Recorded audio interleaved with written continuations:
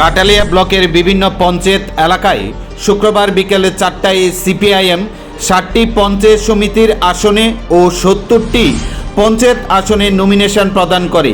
জানা যায়, আগামী 8ই আগস্ট ত্রিপুরা রাজ্যে ত্রিস্তর পঞ্চায়েত নির্বাচন এবং 12ই আগস্ট ভোট গণনা।